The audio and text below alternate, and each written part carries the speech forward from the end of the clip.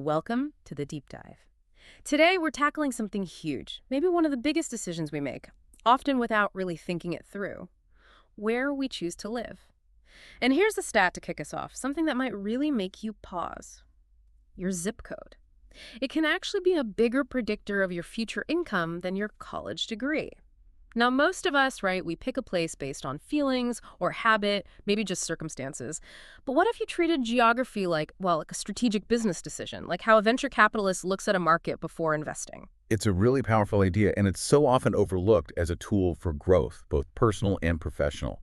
So our mission today really is to introduce you to what we're calling the geographic ROI analysis framework. And look, this isn't about telling you to ditch your hometown if you love it, not at all. It's more about having a systematic, really intentional way to choose where you live, making sure it lines up with your specific goals in life, your career ambitions. We're pulling from some fascinating research here, especially insights from a source titled Location as Competitive Advantage, Harvard-backed strategies. Okay, let's start with something most of us probably feel but maybe don't have a name for: geographic inertia. That feeling, that resistance to moving, even if maybe, just maybe, somewhere else might be better for what we want to achieve. Yeah. It's just comfortable to stay put.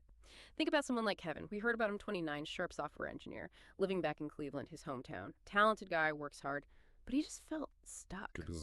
He's seeing his college buddies in places like SF or Seattle, and they're earning way more, working on cooler projects. Now, Kevin loved Cleveland. I mean, family's there, it's affordable, life's pretty easy. But he started to realize that comfort, that ease, it was actually holding back his career growth. He was basically making that classic geographic inertia mistake. Staying because it was familiar, not because it was optimal. And that clicks into his aha moment. He came across some Harvard research, and it just completely flipped his perspective. He realized his biggest career bottleneck wasn't his skills or how hard he worked or even how smart he was. It was the market he was competing in. Fewer big opportunities for growth right there in Cleveland. The big insight for him was location isn't just where you live, it's a strategic choice, like any other major business decision. That's a huge mental shift. And you mentioned Harvard research. Who exactly are we talking about here, and what did they find that was so, well, eye-opening? Yeah, so this is the work of economist Raj Chetty. Really groundbreaking stuff. He tracked, I think, something like 20 million Americans, and his research showed pretty definitively that your childhood zip code predicts your adult income better than your parents' education, your own education, even things like standardized test scores. It really highlights that foundational impact of place. But for us as adults making choices now, the really critical finding is what Chetty calls the exposure effect, which basically means that just being in a high opportunity area, even if you didn't grow up there, significantly boosts your income potential. It's not just destiny based on where you started. So, okay, childhood zip code matters, sure, but it's not like we're doomed by it. We can actually change things as adults by moving. That's exactly it. That's the empowering part. And the numbers are quite striking. For every year you spend living in one of these high opportunity areas, your lifetime earnings go up by about $9,000. So think about someone moving when they're, say, 25 over their lifetime. That financial impact could easily top $350,000. And it's not just the salary, right? These places also have powerful network effects. You're physically closer to ambitious people, innovative companies, whole emerging industries. It creates these compound advantages that go way beyond just the paycheck. You're tapping into something richer, more dynamic. Okay, that makes a ton of sense. It's the whole ecosystem. But how do you even start to figure this out systematically? Choosing where to live feels so big, so complex. Is there a framework, like a guide for making such a high-stakes call? There is. You need that strategic compass, as you said. Kevin used this geographic ROI analysis framework. It basically forces you to look at any location through 5 specific lenses. And the whole point is to shift your thinking away from just gut feelings or emotions towards more data-driven strategic decisions. So dimension 1 is economic opportunity assessment. And crucially, this isn't just about how much things cost. It's the ratio of opportunity to cost. For Kevin, this meant moving past thinking, oh, Seattle's just too expensive. Instead, he started asking, okay, what's the net economic benefit here once I factor in the higher salary potential and the career growth? He realized that, yeah, tech hubs cost more, but the salaries and the long-term career trajectory often more than make up for it. Financially, it could be a much better path. Right, so it's not just the cost side of the equation, but beyond the money, it really feels like who you're around matters enormously, which I guess brings us to dimension 2. How do we assess these network effects? Absolutely critical. Different places foster different kinds of connections, different levels of ambition even. So you look for things like the density of people working in your specific industry. Right. Are the leaders there? Are innovative companies setting up shop? Are there active professional groups? Social scenes? Is there a culture that actually rewards ambition and maybe taking some risks?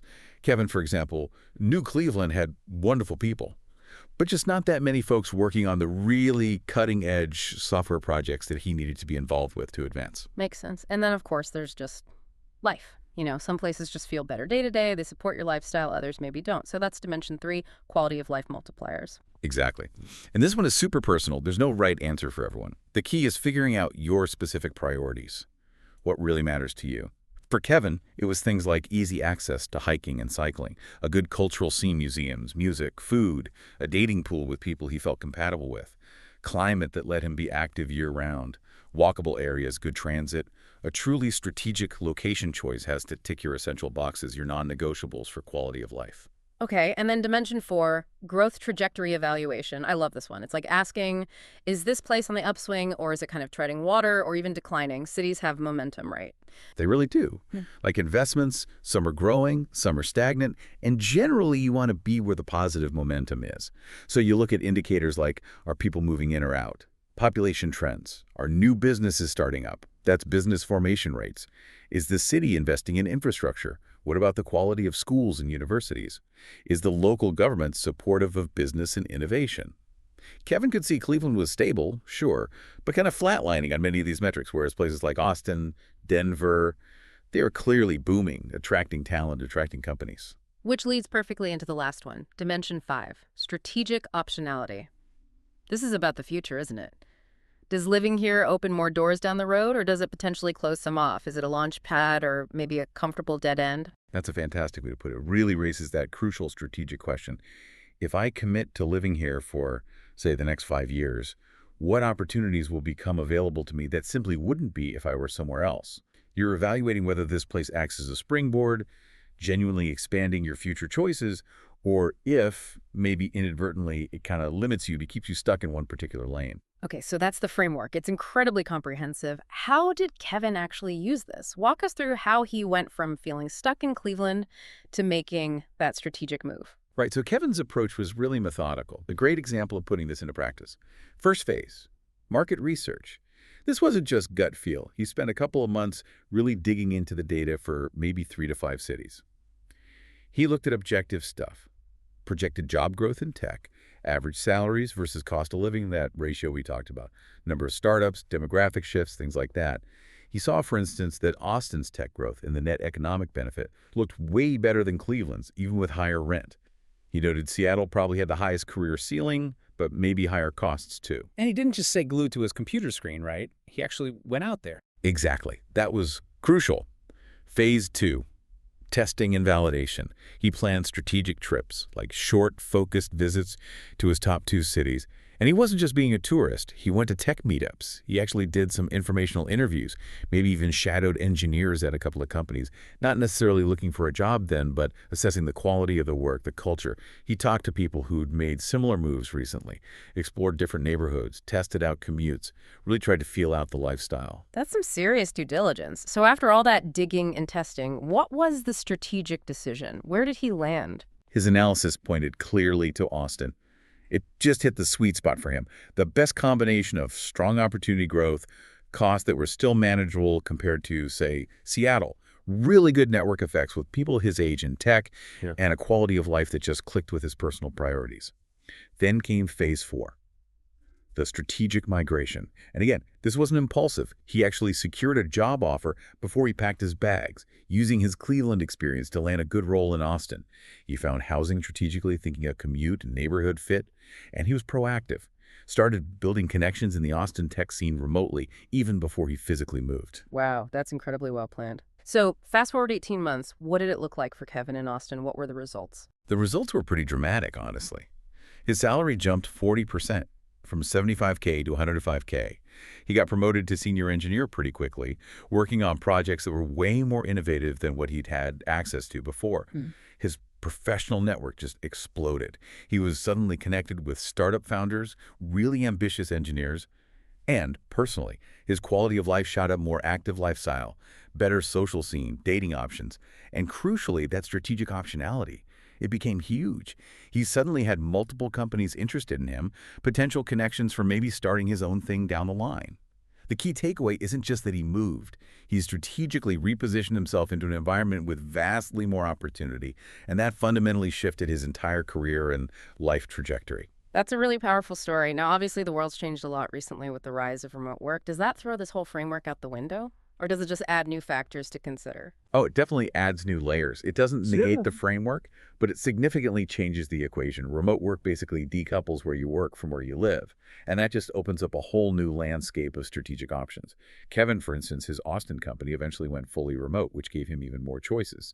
So we can think about a kind of remote location optimization framework now with maybe three main paths. Option one is geo arbitrage. This is pretty appealing to a lot of people. You earn a high salary tied to a high opportunity market like Austin or SF, but you choose to live somewhere with a much lower cost of living. Imagine keeping that $105,000 Austin salary but living in, say, Nashville, where the cost of living might be 30% lower. That's essentially a 30% lifestyle upgrade right there without changing your job. Yeah, that's a massive financial lever, huge potential there. What's the second option? Option two is quality of life optimization. Here, you prioritize living somewhere that perfectly matches your desired lifestyle, maybe maximizing something other than just cost savings. Think mountain towns, beach communities, maybe even living internationally for a while. You leverage remote work to maintain your career momentum while living in your ideal environment. Experience becomes the priority. And option three sounds like a mix of both, a hybrid. Exactly. Option three is the hybrid strategy. You split your time. Maybe you keep a base in a high-opportunity city for networking and career reasons, but spend significant chunks of the year somewhere else, purely for quality of life. Kevin actually ended up doing this. He kept Austin as his home base, important for his career connections, but started spending maybe 3 or 4 months a year working from other places, exploring potential future spots. The main point here is remote work doesn't make location irrelevant. If anything, it multiplies your strategic options. It gives you more variables to play with in optimizing that location opportunity lifestyle mix. That really expands possibilities. It also feels like timing matters here, too. Cities aren't static, right? They evolve. Like Yeah. investments, maybe there are better or worse times to get in. Absolutely. That's a great analogy. We can think about an urban opportunity life cycle. Hmm. Cities definitely seem to go through stages. Stage one, emerging cities. Think places like Nashville, maybe Phoenix, parts of the Sun Belt that are growing fast right now. They often have rapid growth, still relatively lower costs, and opportunities are increasing quickly. These are great for early adopters, people who like being part of building something new. And where would Kevin's choice, Austin, fit in? Or Seattle? Right, those are good examples of stage two, growth cities. They're more established than the emerging ones, but still expanding rapidly. Think Austin, Seattle, maybe Boulder. Costs are usually moderate, rising but not peak yet. There's generally a really good balance of opportunity and risk. This stage is often the sweet spot for ambitious professionals really looking to accelerate their growth, just like Kevin timed his move. Okay, and then the big established players. New York, San Francisco, Boston. Those fall into stage three, mature cities. This is where you find the absolute maximum concentration of opportunities, the highest ceilings in many fields. But it comes with maximum costs and really intense competition. These places are often best suited for people already at the top of their game, maybe with elite skills, established networks, significant capital. You have to be able to compete at that highest level. And then finally, you have stage four, legacy cities.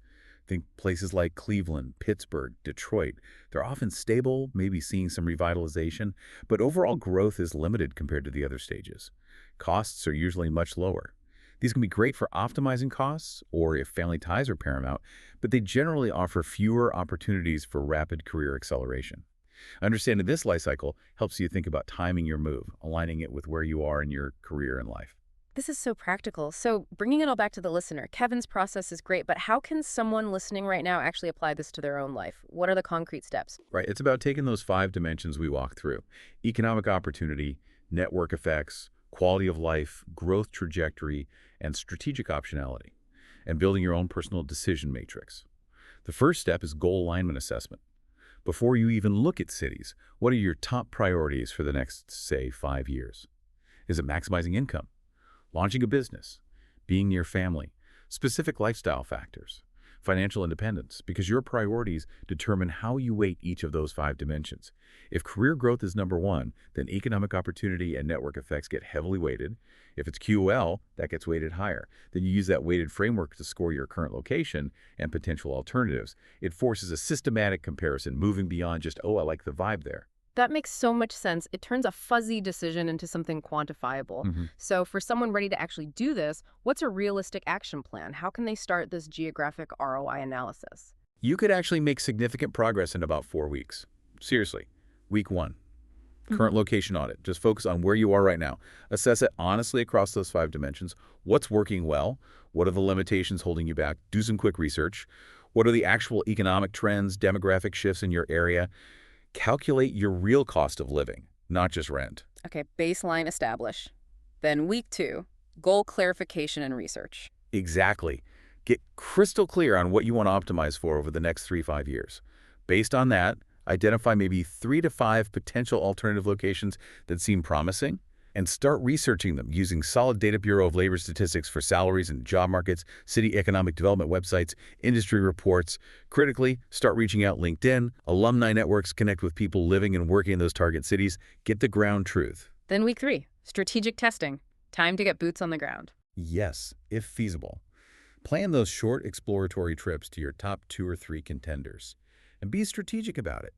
Go to industry meetups or events. Explore different neighborhoods at different times of day. Try to set up those informational interviews to gauge the real quality of opportunities and the work culture.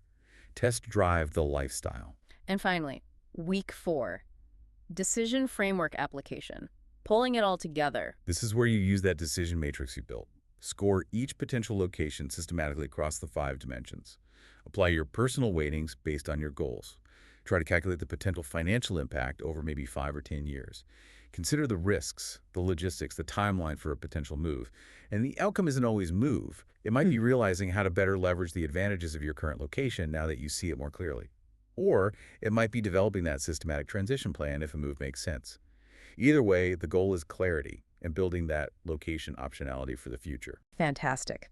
So wrapping this up, the big takeaway feels like strategic positioning, thinking carefully about where you are geographically, can create these incredible compound advantages in pretty much all areas of your life. Your location is just, well, it's too important a decision to leave solely to inertia or just pure emotion. Absolutely. The research backs this up strongly. Geographic positioning yields compound advantages over time. It's not just about finding a place to live. It's really about proactively designing the trajectory of your life. That's definitely a powerful thought to leave everyone with. So here's your challenge for this week. Take that first step. Complete the geographic ROI analysis for where you are right now, and maybe pick just 1 or 2 potential alternatives to compare it against. No need to pack any boxes yet. Just get that systematic clarity. Is your current location truly supporting your goals, or is it potentially limiting them? Next week on the Deep Dive, we're shifting gears to talk about skill stack strategy, how to build career skills that are robust, anti-fragile, really, for an economy that's changing faster than ever. You won't want to miss that. Until then, head down to the comments. Let us know.